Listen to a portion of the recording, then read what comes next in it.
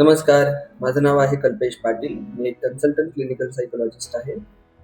मानसिक आरोग्य क्षेत्रात जर आपण विचार केला, तर काही आजार असे असतात, की जे बाहेरून लगेच दिसत नाहीत. पण आतून व्यक्तीला ते खूप त्रास देतात. त्यापैकीच महत्त्वाचा आणि अनेकदा गैरसमज असलेला आजार म्हणजेच OCD, that is obsessive compulsive disorder. Obsessive compulsive disorder काय आहे? तर हा एक दीर्घकालीन, क्रोनिक आणि चिंता आधारित म्हणजेच अँक्झायटी रिलेटेड मानसिक आजार आहे.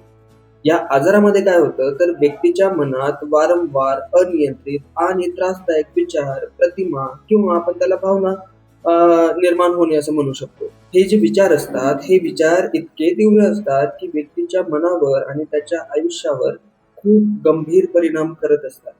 या विचारांना म्हटले जाते ऑब्सेशन, म्हणजेच आग्रहयुक्त विचार.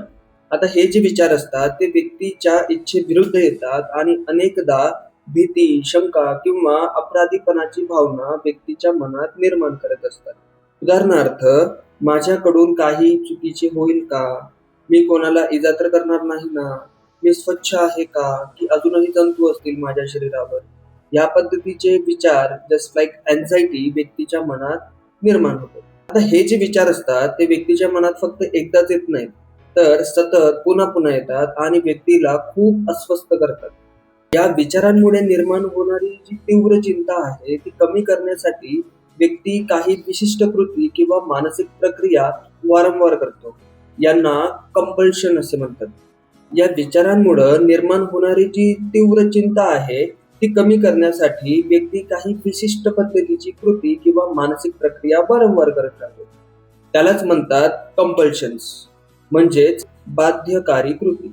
उदाहरणार्थ, पुन्हा पुन्हा हात धुणे, दरवाजे, गॅस किंवा घरातला स्विच वारंवार तपासत राहणे, मनात प्रार्थना किंवा काही शब्द सतत रिपीट करणे.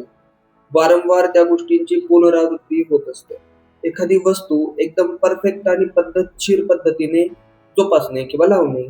आता ही जी त्याची कृती आहे, ही कृती व्यक्तीच्या किंवा रुग्णाच्या मनातली जी चिंता आहे, ती काही काळासाठी कमी करते. पण थोड्याच वेळात काय होतं, तेच विचार पुन्हा पुन्हा त्या कृती करण्यासाठी व्यक्तीला प्रवृत्त करतात.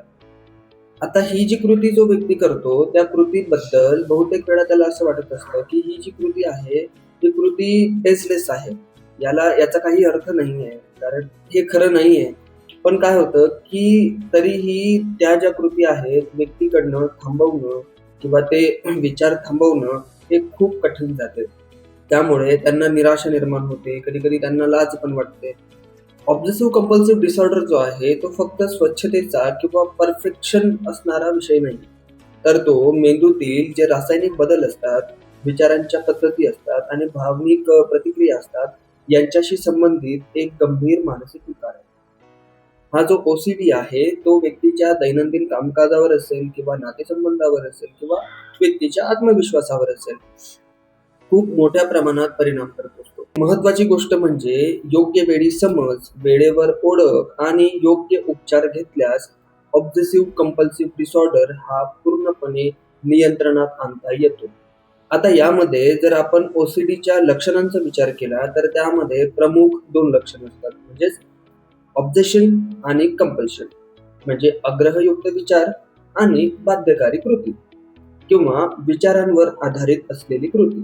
ऑब्सेशनमध्ये काय होतं, की व्यक्तीच्या मनात असे विचार असतात किंवा इम्पल्स असतात, की जे व्यक्तीच्या मनावर वारंवार अनाहूतपणे येतात आणि त्यांच्या मनामध्ये किंवा व्यक्तीच्या मनामध्ये त्याविषयी तीव्र चिंता निर्माण करण्याचं काम करतात. आता सामान्यपणे जर का लक्षणांचा आपण विचार केला, तर अतिशय त्या व्यक्तींना भीती वाटते. जसं की माझ्या हाताला जंतू लागले असतील किंवा मी आजारी पडेल, अ, त्याच्याशी रिलेटेड शंका आणि वारंवार डाऊट येणं सुरू होतं. जसं की मी दरवाजा लॉक केला की नाही किंवा मी गॅस बंद केला की नाही. Fear of harming to others, माझ्याकडून कोणाला दुखापत होईल का? याची भीती वारंवार त्या व्यक्तीच्या मनामध्ये असते.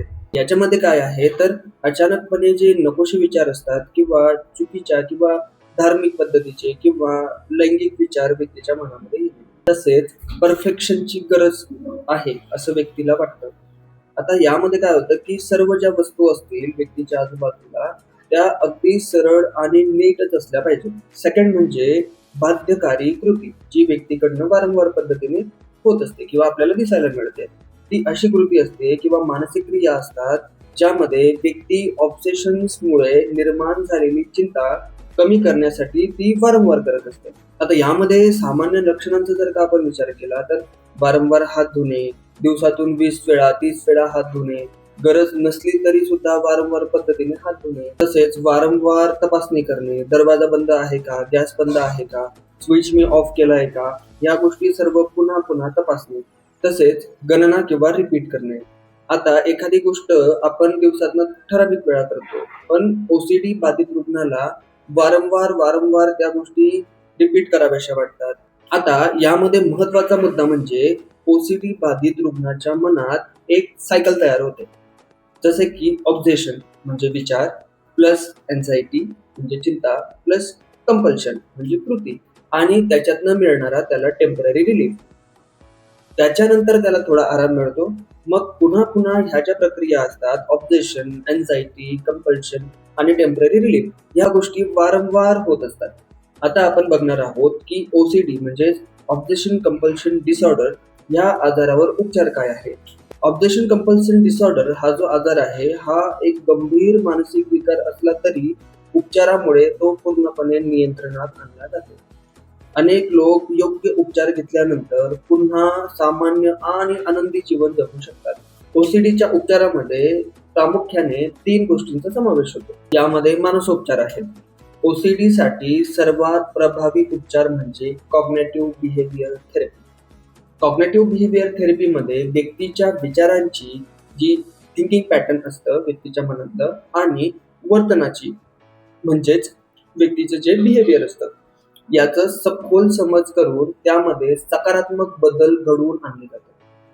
यामध्ये एक महत्वाची पद्धत आहे ती म्हणजे ERP म्हणजे एक्सप्लोजर आणि रिसोर्स प्रिव्हेन्शन. आता ERP मध्ये काय केलं जातं तर व्यक्तीच्या मनातल्या ज्या भीती असतात त्या भीतीला हळूहळू समोर जाण्यासाठी त्याला शिकवले जाते आणि त्यानंतर त्या भीतीवर प्रतिक्रिया म्हणून करायच्या ज्या कंपल्शन्स व्यक्तीच्या मनात असतात ते कंपल्शन्स थांबवण्यासाठी त्याला मदत केली जाते. उदाहरणार्थ, ज्याला वारंवार हात धुण्याची सवय आहे त्याला थोडा वेळ हात न धुता राहण्याची सवय करून दिली जाते आणि हळूहळू त्याच्या मनातली जी चिंता आहे किंवा जी भीती आहे ती कमी करण्याचा प्रयत्न केला जातो. आता दुसरं म्हणजे औषधोपचार. काही वेळा ओसीडीची जी लक्षणं असतात ते खूप जास्त तीव्र असतात, त्यामुळे डॉक्टरांना औषधांची मदत घेणं गरजेचं असते. औषधं काय काम करतात तर औषधं मेंदूमधील रासायनिक संतुलन सुधारून व्यक्तीची चिंता कमी करतात किंवा व्यक्तीचे विचार कमी करतात. आता तिसरं म्हणजे कुटुंबाचा आणि सपोर्ट सिस्टमचा सहभाग हा खूप महत्वाचा असतो. तर ओसीडीच्या उपचारात कुटुंबाची भूमिका खूप महत्वाची असते. तर कुटुंबाने काय करावे तर रुग्णाला समजून घ्या, त्याच्यावर टीका करू नका, त्याच्या उपचारासाठी त्याच्या प्रक्रियेला साथ द्या. नंतरचा पाठ म्हणजे समुपदेशन. आता समुपदेशन केल्यानंतर व्यक्तीला त्याच्या मनातल्या ज्या भीती असतात किंवा ज्या गैरसमजुती असतात त्या गैरसमजुती टाळण्यासाठी त्याच्या जीवनात त्याला एक सकारात्मक दृष्टिकोन दिला जातो. आता ओसीडी ही एक सवय नाहीये किंवा ती एक कमजोरी नाहीये, तर तो एक वैद्यकीय उपचाराची गरज असलेला आजार आहे. लवकर आणि वेळेवर उपचार घेतल्यास व्यक्ती पुन्हा त्याचं आयुष्य हे सुधरवू शकतो आणि त्याच्या जीवनात तो काहीतरी चांगलं करू शकतो. तर भेटूया पुढील व्हिडिओमध्ये. तुम्हाला जर हा व्हिडिओ आवडला असेल तर नक्कीच लाईक करा, कमेंट करा आणि सबस्क्राईब करा. तसेच तुमच्या आजूबाजूला किंवा प्रियजनांमध्ये अशी एखादी व्यक्ती असेल जिला ओसीडीचे लक्षणं दिसत असतील तर नक्कीच कॉन्टॅक्ट करा. Shantiban mental health care centre, Vadgaon Budruk आणि कात्रज, पुणे. धन्यवाद.